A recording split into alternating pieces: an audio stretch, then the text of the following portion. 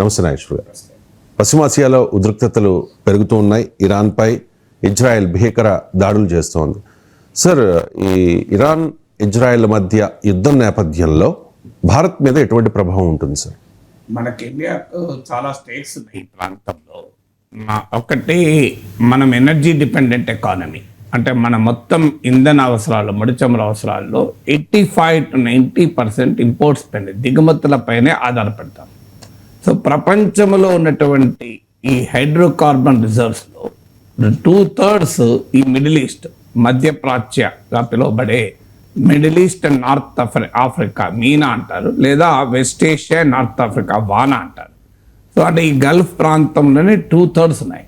ఇప్పుడు భారతదేశం దిగుమతి చేసుకునే ముడి చమురులో, క్రూడ్ ఆయిల్లో 46% ఈ ప్రాంతం నుంచే వస్తుంది, 46%. భారతదేశం దిగుమతి చేసుకునే గ్యాస్లో 70% ఈ ప్రాంతం నుంచే వస్తాయి. అంటే మనకు భౌగోళికంగా కూడా దగ్గర కనుక మనం ఈ ప్రాంతం పైన ఎక్కువగా ఆధారపడతాం. అందులో ఇందులో అత్యధిక భాగము స్ట్రెయిట్ ఆఫ్ హార్మోస్ అనేటువంటి జలసంధి ద్వారా వస్తుంది. సో అక్కడ ఇప్పుడు ఇరాన్ ఇజ్రాయెల్ మధ్య ఉద్రిక్తతలు పెరిగితే స్ట్రెయిట్ ఆఫ్ హార్మోస్ క్లోజ్ అయ్యి చౌక్ అవుతుంది. దానివల్ల ఇండియాకు ఎనర్జీ సప్లైస్ ఇబ్బంది అవుతుంది. సో పెద్ద ఎత్తున ఎనర్జీ ప్రైసెస్ పెరుగుతుంది. 12% దాకా పెరిగింది ఉద్రిక్తత పెరగడం వల్ల. ఈ last 10-11 years Narendra Modi prime minister అయినాక, ఆయన ప్రైమ్ మినిస్టర్ అవడానికి సంబంధం లేదని అనడం లేదు, కానీ వివిధ కారణాల రీత్యా గ్లోబల్ ఆయిల్ ప్రైసెస్ చాలా తక్కువగా ఉండడం వల్ల ఇండియన్ ఎకానమీకి అది ఒక క్వశ్చన్ లాగా ఉపయోగపడింది. మీకు 2014లో ప్రపంచ ముడి చమురు ధరలు $108. ఇప్పటి వరకు $100 దాటలే. ఆ తర్వాత ఇక మీకు 2013 ఆ ప్రాంతంలో ఇండియన్ ఎకానమీ తీవ్ర ఒత్తిళ్ళు ఎదుర్కొన్న కాలంలో ఈ ముడి చమురు ధరలు ప్రపంచ చమురు మార్కెట్, గ్లోబల్ ఆయిల్ మార్కెట్లో $140కి వెళ్ళింది. ఆ తర్వాత మీకు పడిపోతూ వచ్చింది. ఈవెన్ నౌ కూడా అరౌండ్ 80-85 ఈ ప్రాంతంలో ఉంది. నేను $80-85 పర్ బ్యారెల్ ఉంటే ఇండియా కంఫర్టబుల్గా ఉంటుంది. అంటే ప్రొడక్షను, కాస్ట్ ఇవన్నీ కంఫర్టబుల్గా ఉంటాయి. కానీ ఈ ముడి చమురు ధరలు పెరిగితే it has a cascading effect అంటారు. అంటే అన్ని రకాల వస్తువుల ధరలు పెరగటానికి అవకాశం ఉంటుంది, ఎందుకంటే ఇట్స్ ఏ ట్రాన్స్పోర్ట్ ఫ్యూయల్ కనుక. సో అందువల్ల మొదటి ఇంపాక్టు ఆయిల్తో దిక్కింది. ఇక రెండవ ఇంపాక్టు, ఈ ప్రాంతంలో పెద్ద సంఖ్యలో భారతీయులు ఉద్యోగాలు చేసుకుంటున్నారు, జీవిస్తున్నారు. వాళ్ళు పంపే రెమిటెన్సెస్ ఉంటారు, అంటే ఫారిన్ రెమిటెన్సెస్, వారు తిరిగి మాతృదేశానికి పంపే రెమిటెన్సెస్ ఇండియాకు కరెంట్ అకౌంట్ డెఫిసిట్ను అధిగమించడానికి, ఫారిన్ ఎక్స్చేంజ్ రిజర్వ్స్ కొరకు ఉపయోగపడుతుంది. మీకు 1991 ఆ ప్రాంతంలో మనం India balance of payments crisis ఎదుర్కొంది. అంటే విదేశీ మారక ద్రవ్య చెల్లింపుల సంక్షోభాన్ని ఎదుర్కొంది. ఆ బ్యాలెన్స్ ఆఫ్ పేమెంట్ క్రైసిసే 1991 ఎకనామిక్ రిఫార్మ్స్కు ప్రాతిపదికైంది. ఆ టైంలో మీకు చంద్రశేఖర్ ప్రధానమంత్రిగా ఉన్నప్పుడు అన్న గుర్తు, అప్పటి నుంచి మన్మోహన్ సింగ్, మన పివి నరసింహరావు ప్రైమ్ మినిస్టర్ అయ్యే వరకు ఈ క్రైసిస్ కొనసాగింది. కేవలము 15 days ఇంపోర్ట్ బిల్ కూడా కట్టడానికి అవసరమైన డాలర్లు కూడా భారతదేశంలోకి లేకుండే. ఇప్పుడు మనకు 10 months కావాల్సినటువంటి ఫారిన్ ఎక్స్చేంజ్ ఉంది. సో ఆ స్థాయిలో మనం ఉన్నప్పుడు, ఇప్పటికీ పాకిస్తాన్ ఇంత ఫారిన్ ఎక్స్చేంజ్ క్రైసిస్ ఎదుర్కొంటోంది అని మాట్లాడుతున్నాం. ఈవెన్ టుడే పాకిస్తాన్కి ఒక 2 నెలల పాటు ఇంపోర్ట్స్ను ఫైనాన్స్ చేసే ఫారిన్ ఎక్స్చేంజ్ ఉంది. కానీ 1991లో ఇండియా పరిస్థితి ఏంటంటే 15 రోజుల ఫారిన్ ఎక్స్చేంజ్ ఇంపోర్ట్ రిక్వైర్మెంట్స్ కూడా మీట్ చేయగలిగే ఫారిన్ ఎక్స్చేంజ్ లేక our country was on the brink of default. అంటే ఈ దేశానికి అప్పులు ఇవ్వకండి, ఇస్తే ఈ దేశ ఎకానమీ దివాలా తీస్తుంది అని చెప్పే పరిస్థితి. సో ఇలాంటి పరిస్థితుల్లో మనం బంగారం నిల్వల్ని బ్యాంక్ ఆఫ్ ఇంగ్లాండ్కు తరలించాల్సి వచ్చింది. సో ఈ సిచ్యువేషను కారణం ఏంటి? మనకు గనక మనం వెనక్కి వెళ్ళి చూస్తే, సో మన ఈ ఇంపోర్ట్ డిపెండెన్సీ అనేది ఒక కీలకమైన ఇష్యూ మనకి ఎప్పుడైనా. ఆయిల్, ముడి చమురులో ఇంపోర్ట్ డిపెండెన్సీ. సో కానీ ఆ రోజుల్లో భారతదేశాన్ని కాపాడింది ఎవరు, మన గౌరవాన్ని ప్రతిష్టను కాపాడింది ఎవరంటే సంపన్న దేశాల్లో ఉండే వెల్తీ నాన్ రెసిడెంట్ ఇండియన్స్ పంపిన డబ్బు కాదు. ఈ గల్ఫ్ దేశాల్లో ఉన్న ఫిట్టర్లు, టర్నర్లు, ఎలక్ట్రీషియన్లు, కన్స్ట్రక్షన్ వర్కర్లు, వీళ్ళు ఇంటికి పంపించిన డాలర్లు మన పరువు కాపాడి నిలిపాయి. సో ఎందుకు అంటే మీకు అమెరికాలోనో యూరప్లోనో ఆస్ట్రేలియాలోనో ఉండే ఇండియన్స్కు సోర్సెస్ ఉంటాయి. అంటే ఇండియన్ ఎకానమీ బాగలేకపోతే వాళ్ళ అవసరాలను బట్టి వాళ్ళకి అక్కడ ఇన్వెస్ట్ చేసుకునే అవకాశం ఉంటుంది. కానీ మీకు ఉదాహరణకు అమెరికాలో డలాస్లో ఉన్నారనుకోండి, మన వాళ్ళు పెద్ద ఎత్తున రియల్ ఎస్టేట్లో అక్కడ ఇన్వెస్ట్ చేస్తున్నారు, ఆడ వ్యాపారాల్లో ఇన్వెస్ట్ చేస్తున్నారు. ఇండియాకు పంపించాల్సిన అవసరం లేకుండా వాళ్ళ సంపద, వాళ్ళ ఆదాయం, సర్ప్లస్ ఇన్కమ్ను అక్కడే ఇన్వెస్ట్ చేసి లాభం పొందుతున్నారు. కానీ మీ గల్ఫ్లో పనిచేసే వాళ్ళు ఇన్వెస్ట్మెంట్ సంపాదించడానికి పోయిన వాళ్ళు కాదు, బతుకు తెరువు కొరకు పోయిన వాళ్ళు. అందువల్ల వాళ్లకు మిగిలి ఇన్వెస్ట్ చేసుకునే అంత సీన్ ఏమి ఉండదు. వాళ్ళు బతుకు తెరువు కొరకు పోయిన వాళ్ళు కనుక తర్వాత వాళ్ళు అక్కడ సెటిల్ అయ్యడానికి అవకాశం లేదు. ఇప్పుడు అమెరికాలోనో లండన్లోకి వెళ్ళిన వాళ్ళు అక్కడే సెటిల్ అవుదాము, ఆడ సిటిజన్షిప్ పొందుదాము, గ్రీన్ కార్డ్ పొందాం అనుకుంటారు కనుక అక్కడే ఇన్వెస్ట్ చేస్తారు. ఇక్కడ సౌదీ అరేబియాకో, ఒమన్కో, ఇరాన్కో పోయిన వాళ్ళు అక్కడ సెటిల్ కారు. సో అందువల్ల వాళ్ళు ఇండియాకి తిరిగి వస్తారు కనుక వాళ్ళు ఆటోమేటిక్గా వారు ఇండియాకు మనీ పంపిస్తూ ఉంటారు. వాళ్ళ ఫ్యామిలీస్ ఇక్కడ వాళ్ళు పంపించే డబ్బు పైన ఆధారపడి ఉంటారు. సో ఈ కారణాల రీత్యా అక్కడ ఇన్వెస్ట్మెంట్ కూడా సౌదీ అరేబియాలో ల్యాండ్ కొనుక్కొని ఇన్వెస్ట్ చేయలేము, ఆడ వ్యాపారాలు చేయడం అంత సులభం కాదు. అందువల్ల వీళ్ళందరూ ఇండియాకు మనీ పంపుతారు. ఆ ఫారెన్ రెమిటెన్సెస్ మన ఎకానమీ కీలకం. ఒకసారి మిడిల్ ఈస్ట్ మొత్తం క్రైసిస్లోకి వస్తే వీళ్ళ ఉద్యోగాల మీద ప్రభావం పడుతుంది, వీళ్ళ ఇంటికి తిరిగి రావాల్సి వస్తుంది. అప్పుడు ఇండియన్ ఎకానమీ పైన సివియర్ ప్రెషర్. అంచనా ప్రకారం గల్ఫ్ దేశాల్లో 90 లక్షల మంది భారతీయులు ఉన్నారు, 9 మిలియన్ ఇండియన్స్. మీకు ఒక 3,000 మంది, 10,000 మంది దాదాపు ఇరాన్లో ఉన్నారు, 3,000 మంది లెబనాన్లో ఉన్నారు, ఈవెన్ ఇజ్రాయిల్లో 30,000 మంది ఉన్నారు. సో మీకు హైయెస్ట్గా యునైటెడ్ అరబ్ ఎమిరేట్స్లో ఉంటారు, ముఖ్యంగా మలయాళీస్ పెద్ద సంఖ్యలో ఉంటారు, సౌదీ అరేబియాలో ఉన్నారు. సో ఈ కంట్రీస్లో మనకు మన ప్రజలు ఉన్నారు. అది మన ఎకానమీకి నేను ఇప్పటిదాకా ఎక్స్ప్లెయిన్ చేసిన ఫారెన్ రెమిటెన్సెస్ రీత్యా ఒక కీలకమైనటువంటి సోర్స్ ఆఫ్ ఇన్కమ్ కూడా ఇది రెండవ కారణం.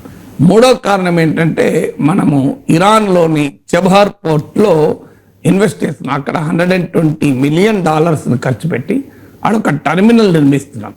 ఈ చెబహార్ పోర్టులో ఇండియన్ పార్ట్నర్షిప్ అనేది చాలా హిస్టరీ ఉంది. వాస్తవంగా ఇది పాకిస్తాన్ బైపాస్ చేస్తూ ఆఫ్ఘనిస్తాన్, సెంట్రల్ ఏషియాకు ఇండియా వెళ్ళటానికి ఒక రూట్ ఇది. సో ఎందుకంటే ఈ సెంట్రల్ ఏషియా మాజీ సోవియట్ రిపబ్లిక్స్ అవి, తుర్క్మెనిస్తాన్, ఉజ్బెకిస్తాన్, కిర్గిజిస్తాన్, ఇవన్నీ కూడా ఇవి ఏంటి అంటే ఇండియాకు కల్చరల్ లింక్స్, హిస్టారికల్ లింక్స్ ఉన్నాయి. చాలా ఎనర్జీ బేస్ ఉన్నటువంటి, అంటే ముడి చమురు, గ్యాస్ నిక్షేపాలు ఉన్న ప్రాంతం. ఇండియాకు చాలా కీలకమైన ట్రేడ్ పార్ట్నర్గా ఎమర్జ్ అయ్యే అవకాశం ఉంది. కానీ భౌగోళికంగా చూసినప్పుడు పాకిస్తాన్తో ఉన్న సమస్యలు మనకు ఇబ్బందిగా ఉంది. గతంలో మనము ఆఫ్ఘనిస్తాన్, పాకిస్తాన్, తుర్క్మెనిస్తాన్, ఆఫ్ఘనిస్తాన్, పాకిస్తాన్, ఇండియా, టపీ అనే ఒక పైప్ లైన్ ప్లాన్ చేశాం. ఇరాన్, పాకిస్తాన్, ఇండియా అనే పైప్ లైన్ ప్లాన్ చేశాం. సో ఈ సెంట్రల్ ఏషియాకు కీలక యాక్సెస్ ఇచ్చేది, ఆఫ్ఘనిస్తాన్కి యాక్సెస్ ఇచ్చే దాంట్లో ఈ చెబహార్ పోర్ట్ కీలకం. ఇరాన్ పైన అమెరికా ఆంక్షలు విధించినప్పుడు అమెరికా ఒత్తిళ్లకు తల వంచి మనం ఇరాన్ నుంచి ఆయిల్ ఇంపోర్ట్స్ జీరో చేసుకున్నాం. ఒకప్పుడు మన మొత్తం ఆయిల్ ఇంపోర్ట్స్లో 10% ఇరాన్ నుంచి వచ్చేవి. అందులో మనం రూపీతో ట్రేడ్ చేసేవాళ్ళం.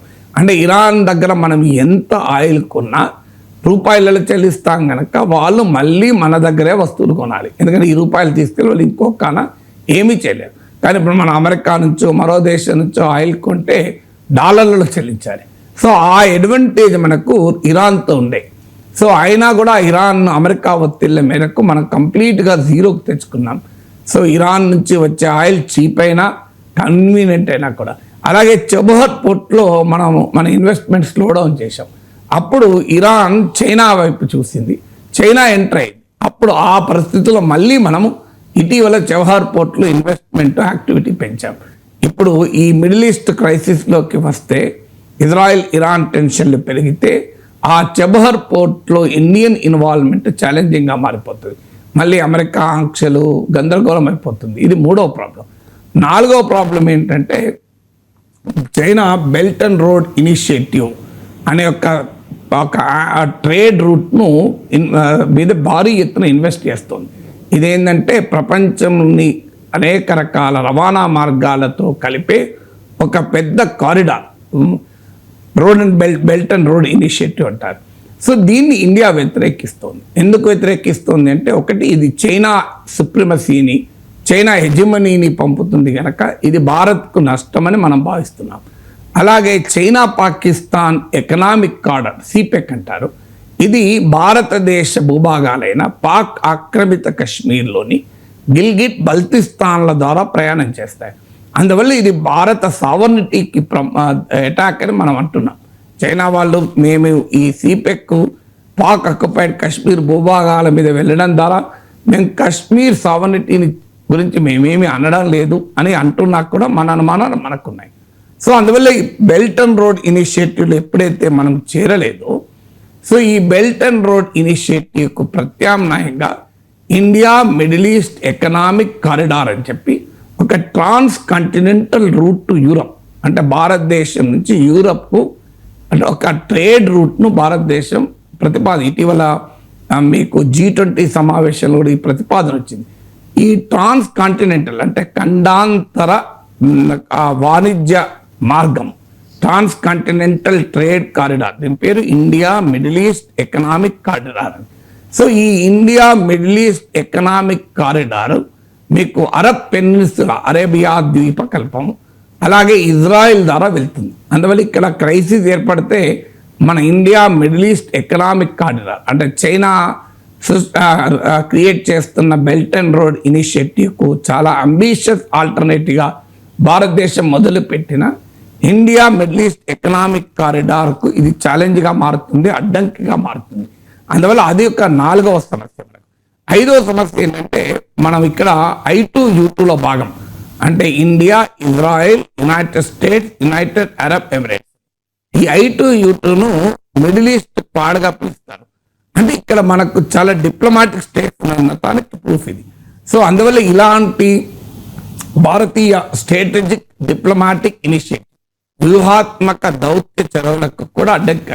6వది మనకు ఇరాన్తోనూ ఇజ్రాయెల్తోనూ చారిత్రక సాంస్కృతిక సంబంధాలు ఉన్నాయి. సో ఈ హిస్టారికల్ అండ్ కల్చరల్ రిలేషన్స్ కాస్త మనం బ్యాలెన్స్ చేసుకుంటూ వస్తున్నాం. It's a very very delicate strategic balance ఇది. ఈ స్ట్రాటజిక్ బ్యాలెన్స్ ఎప్పుడు పనిచేస్తుంది? పీస్ టైంలో పనిచేస్తుంది. వార్ టైంలో ఈ స్ట్రాటజిక్ బ్యాలెన్స్ పనిచేయదు. ఇప్పుడు మనం అమెరికాను ప్రశ్నిస్తున్నాం కదా ఈ పాకిస్తాన్ విషయంలో. సో ఇండియా పాకిస్తాన్ల మధ్య వార్ రానంత కాలం అమెరికా నాటకం నడిచింది. అంటే భారతదేశంతో ఇటు పాకిస్తాన్తో సంబంధాలు పెట్టుకుంది, ఎక్కడ చర్చలాలి. కానీ ఒకసారి ఇండియాకు పాక్ వార్ వచ్చిందో ఇప్పుడు అమెరికా ప్రశ్నగా నిలబడ్డది కదా, మరి ఇండియా వైపు ఉంటారా పాకిస్తాన్ వైపు ఉంటారా. సో ఇప్పటిదాకా ఇజ్రాయెల్ ఇరాన్ల మధ్య మనము మెయింటైన్ చేస్తున్న స్ట్రాటజిక్ ఇంబ్యాలెన్స్ కాస్త ఈ యుద్ధం గనక పెరిగితే దెబ్బతింటుంది. అందువల్ల ఇలా ఇండియాకు ఈ ప్రాంతం చాలా కీలకం, వ్యూహాత్మకంగా, స్ట్రాటజిక్గా, ఎకనామిక్గా, ఫారిన్ పాలసీ పరంగా కూడా చాలా కీలకం. 7వది మీకు వరల్డ్ ఎకానమీ పైన ఇది దెబ్బ పడుతుంది. Already geopolitical tensions, geoeconomic టెన్షన్స్తో వరల్డ్ ఎకానమీ ఇబ్బందుల్లో ఉంది. ప్రపంచ ట్రేడ్ 1 to 2% ట్రంప్ టారిఫ్ల వల్ల ఎఫెక్ట్ అవుతుంది. ప్రపంచ ఉత్పాదకత దెబ్బతింటోంది. స్టాక్ మార్కెట్లన్నీ వాలటైల్గా ఉన్నాయి, అమెరికా నుంచి ఇండియా వరకు. కరెన్సీ మార్కెట్ వాలటైల్గా ఉంది. సో ఇంత గందరగోళంగా వరల్డ్ ఎకానమీ ఉన్న సమయంలో ఇప్పుడు మీకు ఆయిల్ ప్రైసెస్, గోల్డ్ ప్రైసెస్ పెరగడం మొదలుపెట్టేది. సో వరల్డ్ ఎకానమీలో ఆల్రెడీ ట్రంప్ సృష్టిస్తున్న వార్ ఉంది. ఇప్పుడు already Israel Gaza war close కాలేదు, రష్యా యుక్రెయిన్ వార్ ఎండ్ కాలేదు. ఇప్పుడు తాజాగా మరొక బిగ్గర్ కాన్ఫ్రంటేషన్ ఇజ్రాయెల్ ఇరాన్ల మధ్య ఎంటర్ అయితే ఇది వరల్డ్ వైడ్ పోలరైజేషన్ కూడా దారితీసే ప్రమాదం ఉంటుంది. దానివల్ల వరల్డ్ ఎకానమీ దెబ్బతింటే, వరల్డ్ ట్రేడ్ దెబ్బతింటే ఆటోమేటిక్గా అది ఇండియన్ ఎకానమీ పైన, ఇండియన్ ట్రేడ్ పైన, మన ఎక్స్పోర్ట్స్ పైన పెద్ద ఎత్తున ప్రభావం పడుతుంది. సప్లై చైన్స్ డిస్రప్ట్ అవుతాయి. సో అందువల్ల ఇది geopolitical and geoeconomic tensions కూడా పెంచుతుంది. సో అందువల్ల ఈ ప్రాంతంలో 8వది కూడా ఉంది. 8th ఇష్యూ ఏంటంటే, మన సౌత్ ఏషియన్ రీజన్ పై కూడా వరల్డ్ ఫోకస్ అంటే పాకిస్తాన్ ప్రేరేపిత తీవ్రవాదం పైన మనం గ్లోబల్ డిప్లొమసీని మన వైపు తిప్పుకోవడానికి ప్రయత్నం చేస్తున్నాం. అందులో భాగంగానే భారతదేశ పార్లమెంటరీ డెలిగేషన్స్ ప్రపంచమంతా తిరిగాయి. మన ఫారిన్ మినిస్టర్ నెదర్లాండ్స్ పర్యటించాడు. ఒకసారి ఈ పాకిస్తాన్ ఐసోలేట్ చేయాలి, పాకిస్తాన్ ఎక్స్పోజ్ చేయాలి అనే ఇండియన్ గ్లోబల్ డిప్లొమసీ మనం ప్రయత్నం చేస్తుంటే ఒకసారి ఈ ఇజ్రాయెల్ ఇరాన్ టెన్షన్స్ పోయి ఈ ప్రయత్నం మొత్తం డివేల్ అయ్యే ప్రమాదం కూడా ఉంటుంది. అందువల్ల ఇండియాకు స్ట్రాటజిక్ ఎకనామిక్ ఇంట్రెస్ట్ ఉన్నాయి. ఈ క్రైసిస్ కనుక మరింత డీపన్ అయితే ఖచ్చితంగా మనకు ఛాలెంజెస్ ఎదురవుతాయి. ఎక్కడైనా మాతో అణు ఒప్పందం చేసుకోండి, లేకపోతే పరిణామాలు మరింత తీవ్రంగా ఉంటాయి అని చెప్పి ట్రంప్ ఇరాన్ని హెచ్చరిస్తూ ఉన్నారు సార్. సో పశ్చిమాసియాలో ఉద్రిక్తతల నేపథ్యంలో అక్కడ అమెరికా పాత్ర ఏంటి అంటే ఏం చెప్తారు? అంటే అమెరికా ఈ మా సంబంధం లేదు, ఇరాన్ పైన ఇజ్రాయెల్ జరిపిన దాడి మాకు చెప్పి చేయలేదు, మేం భాగస్వామి కాదు అని 2 క్లెయిమ్స్ చేస్తోంది. అంటే we were not inform before number 1. Number 2 మేము we are not part of it అని. సో ఈ రెండిట్లో రెండవది నిజం. Technically they are not part of it directly. ప్రత్యక్షంగా అమెరికా ఇరాన్ పైన దాడిలో పాల్గొనలేదు, కానీ పరోక్షంగా అమెరికా పాల్గొన్నట్టే. ఎందుకంటే అమెరికా ఇచ్చిన ఆయుధాలతోనే ఇజ్రాయెల్ యుద్ధాలు చేస్తుంది. ఎందుకంటే మనకు అర్థం కావాల్సింది, ఇజ్రాయెల్ జీడిపి $500 బిలియన్, 500 బిలియన్ అంటే $50,000 కోట్ల. ఇందులో ఇజ్రాయెల్ 2024లో వార్ పైన ఖర్చు పెట్టింది $31 బిలియన్. మరి $31 బిలియన్ ఇతర ఖర్చులు అన్ని కలిపితే ఒక 60-70 బిలియన్ డాలర్ల వరకు ఖర్చు పెట్టి ఉంటుందని అంటున్నారు. మీడియాలో వచ్చిన కథనాల ప్రకారం అయితే $67 బిలియన్ ఖర్చు పెట్టారు. అంటే నియర్లీ 13 to 14% ఆఫ్ జీడిపి. ఒక దేశ జీడిపిలో 13 నుంచి 14% ఇజ్రాయెల్ వార్ పైన ఖర్చు పెడుతుంది. మీకు పాకిస్తాన్ ఇటీవల తన డిఫెన్స్ బడ్జెట్ను 20% పెంచింది. 20%.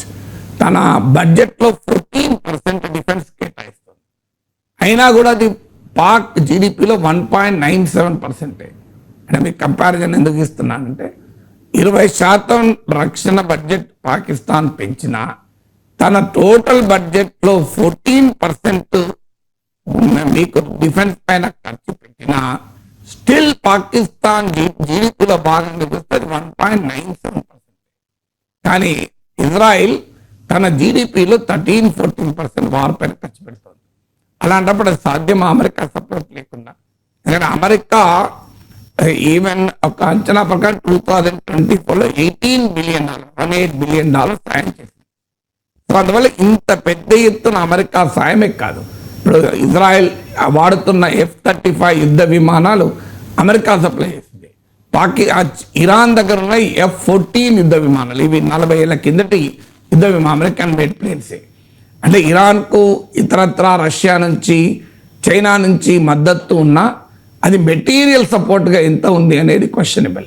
సో డిప్లొమాటిక్ సపోర్ట్ ఉన్న మాట నిజం, కానీ ఇజ్రాయెల్కు అమెరికా డిప్లొమాటిక్ సపోర్ట్ యునైటెడ్ నేషన్స్లో ఇజ్రాయెల్ పైన ఏ తీర్మానం చేసినా అమెరికా వీటో చేస్తుంది.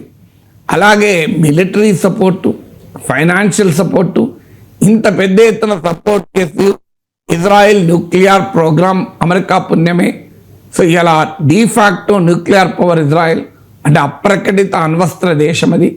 సో ఇవన్నీ ఎలా సాధ్యమైంది అమెరికా సపోర్ట్ లేకుండా? అందువల్ల ప్రత్యక్షంగా ఇరాన్పై జరిగిన తాజా దాడుల్లో అమెరికా పాల్గొనకపోవచ్చు, కానీ ఏ రకంగా చూసినా అమెరికా భాగస్వామి ఇందులో ఉంది. ఇక ఇంకో క్లెయిమ్ మాకు చెప్పలేదు అని. నిజంగానే ట్రంప్కు చెప్పకుండా ఇజ్రాయెల్ కనుక దాడి చేసి ఉంటే ట్రంప్కున్న ఇగో రీత్యా చూసినా, ట్రంప్ స్వభావం రీత్యా చేసినప్పుడు ఇజ్రాయెల్కు ట్యాప్ కట్ చేసేవాడు. సో మన ఉక్రెయిన్ విషయంలో, జెలెన్స్కీ విషయంలో ట్రంప్ ఎలా బిహేవ్ చేశాడో మనందరికీ తెలుసు.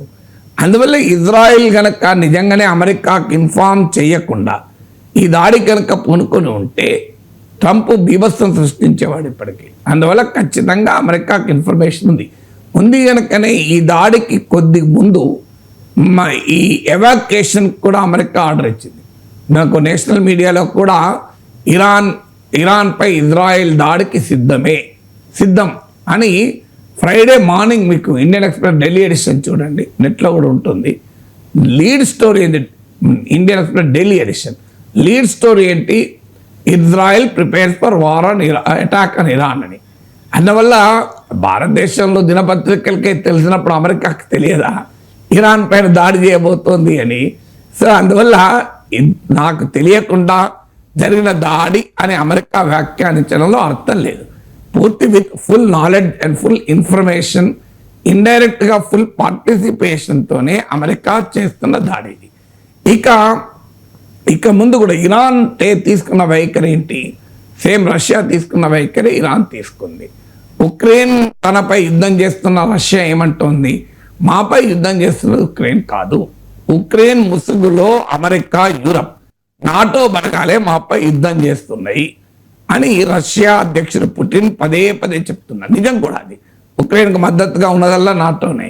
సో నాటో మద్దతు లేకుంటే ఉక్రెయిన్ ఆ రష్యాతో వార్ చేయడం సాధ్యమే కాదు. అందువల్ల ఇక్కడ కూడా ఇరాన్ చెప్పేది మా పైన ఇజ్రాయెల్ ప్రత్యక్షంగా దాడి చేస్తున్నా దాని వెనకాల ఉన్నది అమెరికాయే. అందువల్ల మేము అమెరికన్ ఇంట్రెస్ట్ల పైన అటాక్ చేస్తాం, అమెరికాకు మద్దతు ఇస్తున్న ఈ ప్రాంతంలోని దేశాలపైన అటాక్ చేస్తామని హెచ్చరించింది. ఎందుకంటే ఈ ప్రాంతంలో ఇప్పుడు ఖతార్లోను ఇతరత్ర అమెరికన్ బేసెస్ ఉంటాయి. ఇప్పుడు జపాన్ లోని ఒకినావా ఐలాండ్లో ఉంది, ఇండియన్ ఓషన్లో డీగో గార్సియాలో ఉంది. ఇవన్నీ కూడా ఇరాన్ స్ట్రైక్ డిస్టెన్స్లో ఉంటాయి. ముఖ్యంగా మీ ఖతార్లో ఉన్న అమెరికన్ బేస్ ఇరాన్ ఈజీగా అటాక్ చేయగలుగుతుంది. అంటే ఇరాన్ వెళ్ళి న్యూయార్క్ పైన, వాషింగ్టన్ పైన బాంబులు వేయలేదు, మిసైల్స్ వేయలేదు.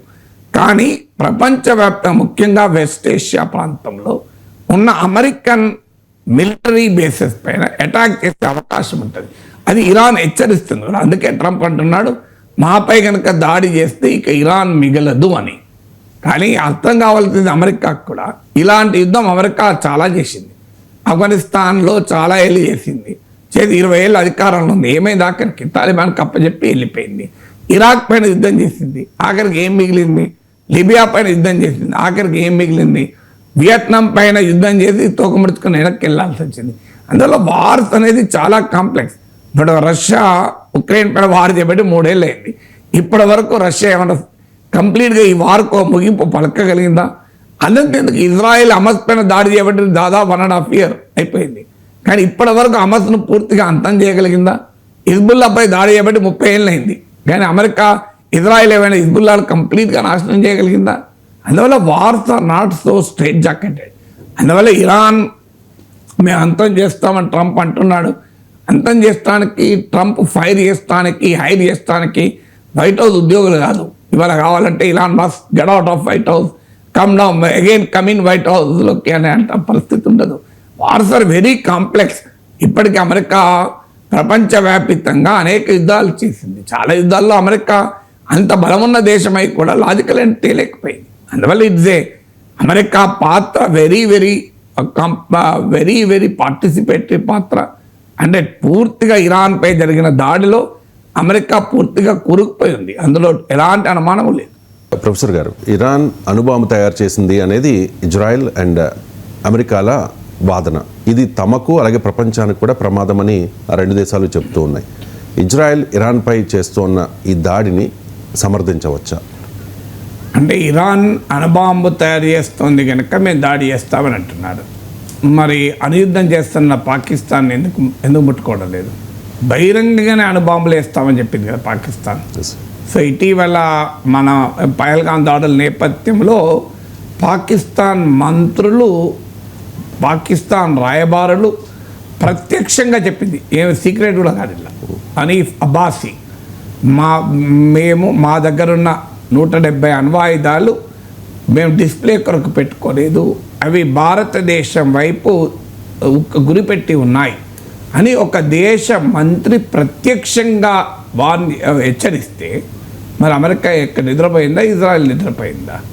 మరి పాకిస్తాన్ పైన ఎందుకు దాడి చేయలేదు? దాడి చేయాలి కదా. సో మరి పాకిస్తాన్ వారించాలి కదా. కనీసం ఇప్పటి వరకు అమెరికా అధ్యక్షుడు ట్రంప్ ఇది తప్పు అని అన్నాడా? ఇంటర్నేషనల్ అటామిక్ ఎనర్జీ ఏజెన్సీ ఇలాంటి హెచ్చరికలు జారీ చేయడం తప్పని అన్నదా? సో అందువల్ల ఈ డబుల్ స్టాండర్డ్సే క్వశ్చనబుల్. ఇప్పుడు ఇరాన్ దగ్గర బాంబు ఉందా లేదా అనేది నాకు తెలిసిన అంశం కాదు. ఇక్కడ కూర్చొని నేను ఇరాన్ బాంబుల గురించి స్పెక్యులేట్ చేయలేను. సో అమెరికా, ఇజ్రాయెల్ అనేది ఇరాన్ అణుబాంబులు తయారు చేసుకోవడానికి దగ్గరగా ఉంది. 9 ఆటం బాంబ్ తయారు చేయగలిగే ఫిసైల్ మెటీరియల్ ఇరాన్ దగ్గర ఉంది. ఒక వారం 10 రోజుల్లో ఇరాన్ అణుబాంబుల్ని తయారు చేసే సామర్థ్యం వచ్చేస్తుంది అని. అంటే ఒక ఫిసైల్ మెటీరియల్ ఎన్రిచ్డ్ యురేనియం ఉండడమే కాదు, డెలివరీ సిస్టమ్స్ ఉండాలి, వెపన్ డిజైన్ ఉండాలి, ఆధునిక సాఫ్ట్వేర్ ఉండాలి, ఇవన్నీ ఉండాలి. సో తాజాగా ఇంటర్నేషనల్ అటామిక్ ఎనర్జీ ఏజెన్సీ కూడా ఇరాన్ చాలా నియర్గా వచ్చేసింది అణుబాంబుకు. ఇది చాలా ఆందోళన కలిగించేది అని ఐఏఈ చెప్తోంది. మరి పాకిస్తాన్ అయితే బహిరంగమే అణ్వాయుధాలు ఉపయోగిస్తాం భారతదేశం పైన అని హెచ్చరించిన ప్రపంచంలో కనీసం కదలిక లేదు. టాక్టికల్ న్యూక్లియర్ వెపన్స్ ఇవి మరింత ప్రమాదకరం. అంటే కనీసము న్యూక్లియర్ వెపన్స్ ఏమో జనరల్గా అవి యుద్ధంలో వాడరు, డిటరెంట్స్ అంటే తమపై దాడిని నిరోధించడానికే వాడతారు. ఇంతవరకు గత 80 ఏళ్లలో ప్రపంచంలో ఏ దేశం కూడా అణ్వస్త్రాలు వాడతారని బెదిరించడమే తప్ప వాడిన ఉదాహరణ లేదు.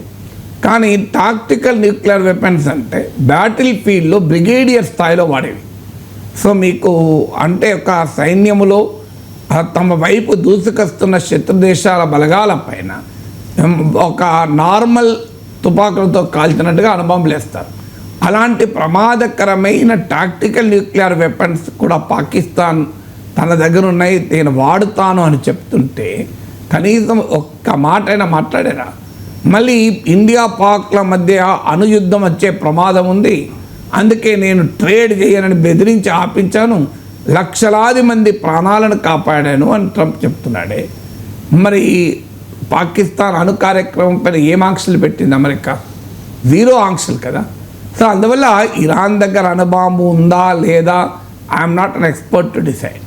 కానీ ఈ డబుల్ స్టాండర్డ్స్, ఈ హిపోక్రసీ ఏంటి అనేది క్వశ్చన్ 1. క్వశ్చన్ 2, యుద్ధ భూమిలో ఇజ్రాయిల్ ఒకవైపు ఉంది, ఇరాన్ ఒకవైపు ఉంది. ఇరాన్ దగ్గర అణ్వాయుధాలు అంటే ప్రపంచానికి ప్రమాదం, ఇజ్రాయిల్కి ప్రమాదం. కానీ మరి ఇజ్రాయిల్ దగ్గర అణ్వాయుధాలు అంటే ఇరాన్కి ప్రమాదం ఉండదా? ఇజ్రాయిల్ యుద్ధం చేయని దేశం ఆ ప్రాంతంలో ఎవరిపైన ఉందా? ఈజిప్ట్పై, Lebanon, Iran, Iraq, Yemen, Syria, మీకు ఇలా జోర్డాన్, ఇలా అన్ని దేశాలపైన ఈ 50-60 ఏళ్ళు తీసుకుంటే మీరు ఇజ్రాయిల్ దాడి చేయని అరబ్ దేశం, దాడి గురిగాని అరబ్ దేశం లేదు. కొన్ని దేశాలు శాంతి ఒప్పందాలు చేసుకోవచ్చు, ఈజిప్ట్లు, జోర్డాన్లు, బట్ స్టిల్ అనేక దేశాలపైన ఇజ్రాయిల్ నిరంతరం అటాక్ చేస్తున్నది.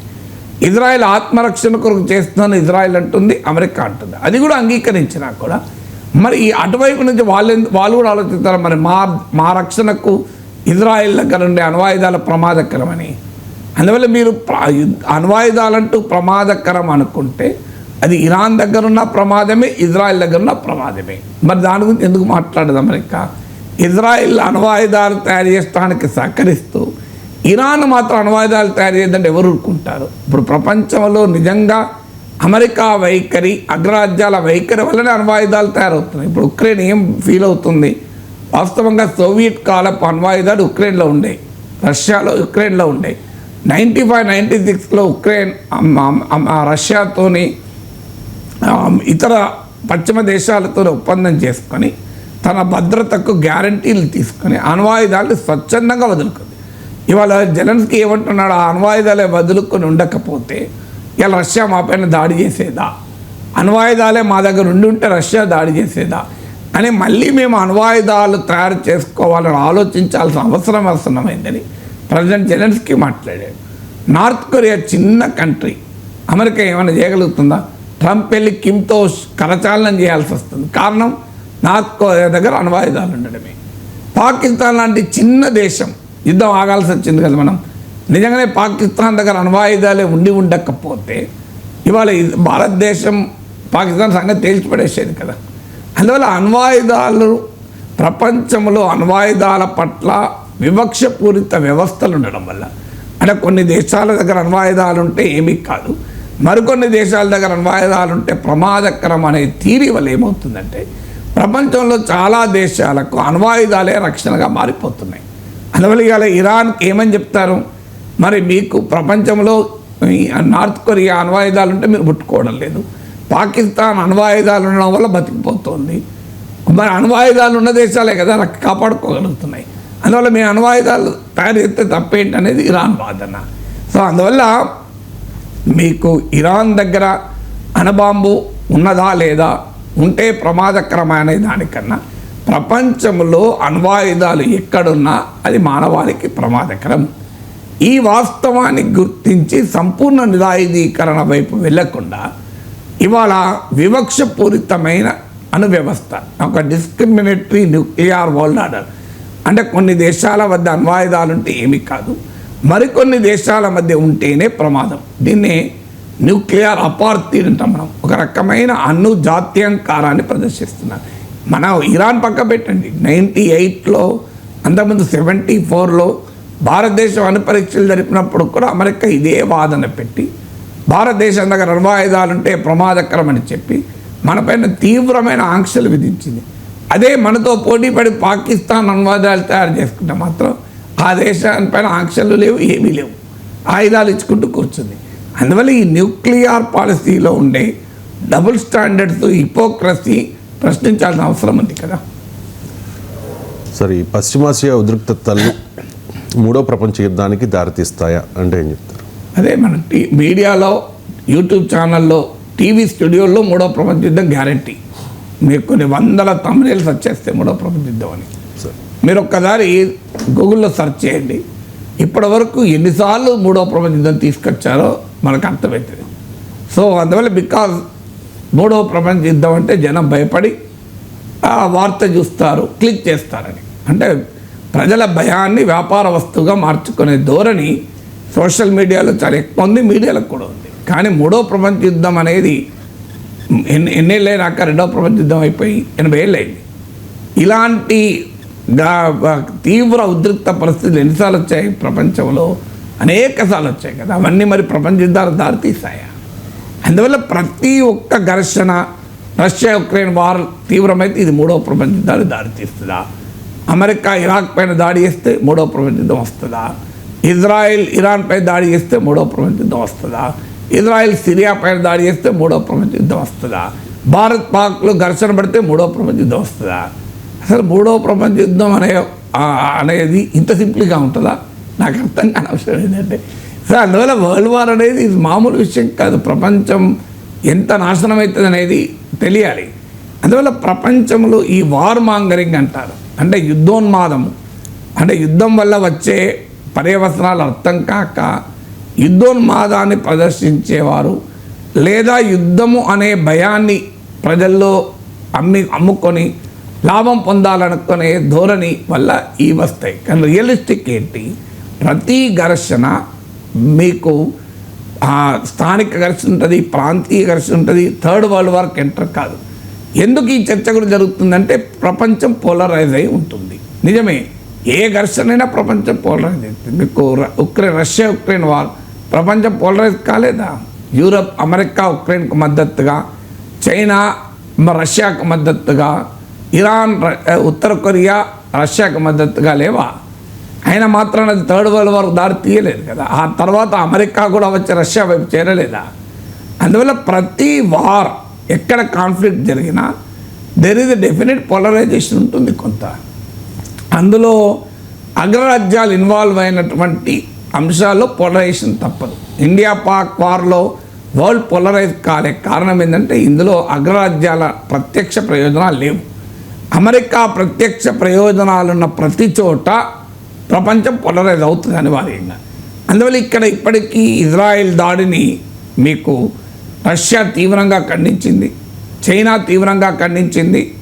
మీకు ఒమన్, అంటే ఈ అమెరికాకు ఇరాన్కు మధ్య ఈ అణు ఒప్పందం పైన చర్చల్ని ఫెసిలిటేట్ చేస్తున్న ఒమన్ తీవ్రంగా స్పందించింది. ఇది మొత్తం పీస్ టాక్స్ని డిరైల్ చేస్తుందని. ఇంట్రెస్టింగ్ ఏంటంటే ఈ ప్రాంతంలో ఒక బలమైన ఇస్లామిక్ దేశం సౌదీ అరేబియా. ఇరాన్తో సౌదీ అరేబియాకు చారిత్రక వైరం. ఎందుకంటే సౌదీ అరేబియా ఇది సున్నీ నేషన్, ఇరాన్ ఇది షియా డామినేటెడ్ నేషన్. సో అయినా కూడా సౌదీ అరేబియా ఖండించింది ఈ దాడిని. ఎందుకంటే సౌదీ ఇరాన్ల మధ్య ఈ మధ్యనే చైనా ఆధ్వర్యంలో ఒప్పందం కూడా కుదిరింది. సౌదీకి ఇజ్రాయిల్కు మధ్య నార్మలైజేషన్ టాక్స్ మొదలయ్యాయి. అది హమాస్ దాడితో డిరేల్ అయ్యాయి. అందువల్ల సౌదీ అరేబియా కూడా తీవ్రంగా ఖండించింది. జోర్డాన్ మాత్రం తమ గగనతలాన్ని ఇజ్రాయెల్ వాడుకోవడానికి అనుమతించింది. సౌదీ అరేబియా ఈ దేశాలకి ఏంటంటే ఇజ్రాయెల్తో ఇరాన్తో వ్యతిరేకతలు ఘర్షణలు ఉన్నా ఇరాన్ పైన అమెరికా ఇజ్రాయెల్ దాడి చేస్తే యాంటీ అమెరికన్ సెంటిమెంట్ బలంగా పెరుగుతుంది. ఇరాక్పై దాడి జరిగినప్పుడు ఇదే జరిగింది. యాంటీ అమెరికన్ సెంటిమెంట్ పెరిగితే ప్రో అమెరికన్ గల్ఫ్ దేశాధినేతలకు సమస్య. అది సౌదీ అరేబియా కింగ్ కావచ్చు, యుఏఈ కింగ్ కావచ్చు. ఇది మొదటి సమస్య. రెండవది ఏంటంటే అరబ్ సెంటిమెంట్ కూడా పెరుగుతుంది. వీధుల్లో ప్రజల్లో ఇజ్రాయెల్ పట్ల ఇజ్రాయెల్ తీవ్రమైన వ్యతిరేకత అరబ్ దేశాల్లో ఉంటుంది. అరబ్ దేశాధినేతలేమో వాళ్ళ స్వార్థం కొరకు అమెరికాతో రాజీ పడవచ్చు, ఇజ్రాయెల్తో రాజీ పడవచ్చు, కానీ ప్రజలు రాజీ పడరు. అందువల్ల పవర్ఫుల్ అరబ్ సెంటిమెంట్ పెరిగి తమ దేశాల ప్రభుత్వాల సుస్థిరతకు సవాల్గా మారుతుంది. అందుకొరకు కూడా ఈ దేశాలు ఆలోచిస్తాయి, ఇరాన్ మీద ప్రేమతో కాదు. సో అందువల్ల మీకు సౌదీ అరేబియా లాంటి, ఒమన్ లాంటి దేశాలకు కూడా వ్యతిరేకించాయి. అమెరికా ఇరాన్కు ఇజ్రాయెల్కు పూర్తి మద్దతుగా ఉంది. అందువల్ల ఈ పోలరైజేషన్ అయితే జరుగుతుంది. కానీ ఈ పోలరైజేషన్ థర్డ్ వరల్డ్ వార్ కాపోతుంది అనుకోవడం హైలీ స్పెక్యులేటివ్ సెన్సేషనలిజం మాత్రమే తప్ప జియోపొలిటికల్ రియాలిటీ ఆ స్థాయిలో లేదు. పెహల్గాం దాడి తర్వాత ఆపరేషన్ సింధూర్లో ప్రపంచ దేశాలన్నీ సపోర్ట్ చేయమని మనం రిక్వెస్ట్ చేశాం కదా సార్, భారత్ రిక్వెస్ట్ చేసింది. మరి ఇప్పుడు ఇరాన్ ఇజ్రాయెల్ మధ్య ఉద్రిక్తతల నేపథ్యంలో భారత్ వైఖరి ఏమిటి అంటే ఏం చెప్తారు? ఎటువైపు ఉంటుంది భారత్? అంటే డిప్లొమసీ ఎలా ఉంటుందో అలాగే ఉంటుంది. మీరు అన్నట్లు మనమేమో we want partners not preachers. మాకు భాగస్వాములకు కావాలి, ఉపదేశాలు ఇచ్చేవాళ్ళు కాదు అని మనం అన్నాం. సరిగ్గా ఇప్పుడు మనం ఏం చేస్తున్నాం అంటే ఇక్కడ ఉపన్యాసం ఇస్తున్నాం, ఉపదేశం ఇస్తున్నాం. వీఆర్ నాట్ ఇజ్రాయిల్ ఇరాన్పై దాడి చేసినా, అది కూడా ఇరాన్ న్యూక్లియర్ ఫెసిలిటీస్ పైన దాడి చేసిన నాటో కూడా ఇది ఏకపక్ష దాడులు అని ఖండించింది. నాటో, వేరే వాళ్ళు కూడా కాదు, నార్త్ అట్లాంటిక్ ట్రీటీ ఆర్గనైజేషన్ ఇది ఏకపక్ష దాడి అని ఖండించింది. ఇంటర్నేషనల్ ఆటమిక్ ఎనర్జీ ఏజెన్సీ ఇది అమెరికా చెప్పు చేతుల్లో ఉండే బాడీ, పేరుకు అంతర్జాతీయ బాడీ కానీ అమెరికా చేతుల్లో ఉండే body. International atomic energy agency కూడా ఖండించింది. ఇలా కాంటెక్స్ట్ ఏదైనా, సర్కమ్స్టెన్సెస్ ఏదైనా, అంటే రెండు పదాలు వాడారు, పరిస్థితులు ఏమున్నా, సందర్భం ఏదైనా ఒక దేశ సదుపాయాలపైన దాడి చేయడం భద్రతకు ప్రమాదము, ప్రపంచ భద్రతకు ప్రమాదము, ప్రాంతీయ భద్రతకు ప్రమాదం అని ఇంటర్నేషనల్ ఆటమిక్ ఎనర్జీ ఏజెన్సీ ఖండించింది. ఎందుకంటే ఇజ్రాయెల్ ఏంటంటే ఇరాన్ అణ్వస్త్ర సదుపాయాల్ని లక్ష్యంగా చేసుకుని అటాక్ చేసింది. ఇద్దరు న్యూక్లియర్ సైంటిస్టులను చంపేసింది. నటాంగ్ ఎయిర్ బేస్ పైన న్యూక్లియర్ బేస్ పైన అటాక్ చేసింది. అంటే నాటో ఇది ఏకపక్ష దాడిని ఖండించింది, సౌదీ అరేబియా ఖండించింది, అమెరికా మిత్రదేశం. అలాగే ఇంటర్నేషనల్ ఆటమిక్ ఎనర్జీ అమెరికా చేతిలో కీలుబొమ్మ ఖండించింది. ఇండియా మాత్రం ఖండించలేదు. ఇండియా మనం మాత్రం పాకిస్తాన్ అందరూ ఖండించాలని గట్టిగా డిమాండ్ చేస్తాం. కానీ ఓకే, కొన్ని సందర్భాల్లో స్ట్రాటజిక్ బ్యాలెన్స్ మెయింటైన్ చేయాలి, తప్పదు. రష్యా ఉక్రెయిన్ వార్ ఉంది, స్ట్రాటజిక్ బ్యాలెన్స్ మెయింటైన్ చేయక తప్పలేదు. కానీ ఇక్కడ మాత్రం మనం ఇరాన్ మనకు మద్దతు ఇవ్వాలి, ఇజ్రాయెల్ మనకు మద్దతు ఇవ్వాలని కోరుకుంటాం.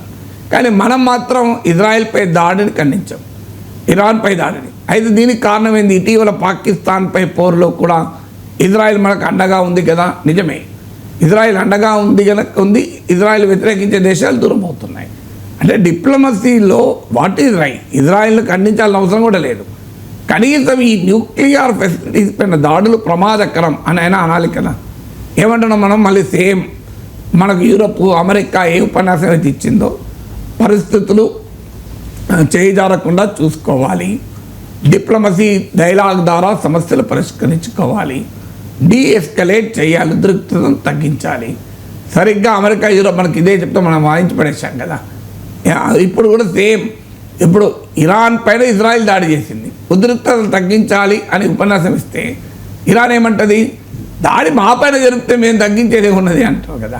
సరిగ్గా మనం అదే అన్నాం కదా, పాకిస్తాన్ వాడు మనపై దాడి చేస్తే వీరిద్దరు కలిపి ఉపన్యాసం ఇస్తే ఎట్లా, ఇద్దరిని కలిపి హైబర్నేట్ చేస్తే ఎట్లా అన్నాం. ఇప్పుడు మనం అదే చేస్తున్నాం, ఇజ్రాయెల్ ఇరాన్ కలిపి హైబర్నేట్ చేస్తున్నాం. ఈ స్ట్రాటజిక్ బ్యాలెన్స్ కొంతవరకు ఉపయోగపడవచ్చు, కానీ ఇజ్రాయెల్ ఇరాన్ల మధ్య యుద్ధం తీవ్రతరమైతే మనము డిఫెండ్ చేసుకోవడం కష్టమైంది. ఆఖరికి యునైటెడ్ నేషన్స్లో ఓటింగ్ జరిగింది. గాజాలో సహాయం చేసే వ్యవస్థలపై కూడా ఇజ్రాయెల్ దాడి చేస్తుంది. ఒక రకంగా మానవ మారణోమం సృష్టిస్తుంది. హమస్ పైన అటాక్ చేస్తే ఓకే, అభ్యంతరం లేదు, ఎందుకంటే హమస్ కూడా ఇజ్రాయెల్ పైన ఆ రకమైన అటాక్ చేసింది కనుక. కానీ సాధారణ గాజా ప్రజలు ఊచకోతకు వస్తుంది. దానిపైన యునైటెడ్ నేషన్ తీర్మానం చేస్తే ఇండియా దాంట్లో అబ్స్టైన్ అయింది. మెజారిటీ దేశాలు నాకు గుర్తున్నంత వరకు మోర్ దెన్ 100 కంట్రీస్ ఈ గాజాపై మానవ మారణోమం వెంటనే ఆగాలి, కాల్పుల విరమణ పాటించాలి. మనం ఏమనలే, ఇజ్రాయెల్ ఖండించడం కూడా కాదు, కాల్పుల విరమణ పాటించాలి అని తీర్మానం చేస్తే దానికి మనం సపోర్ట్ చేయలే. అంటే మనము గాజాపై యుద్ధాన్ని కోరుకుంటున్నామా? సో ఇంతగా మన డిప్లొమసీ మారిపోతే క్రెడిబిలిటీ ఎక్కడ ఉంటుంది మనకు? Correct sir. Thank you so much sir.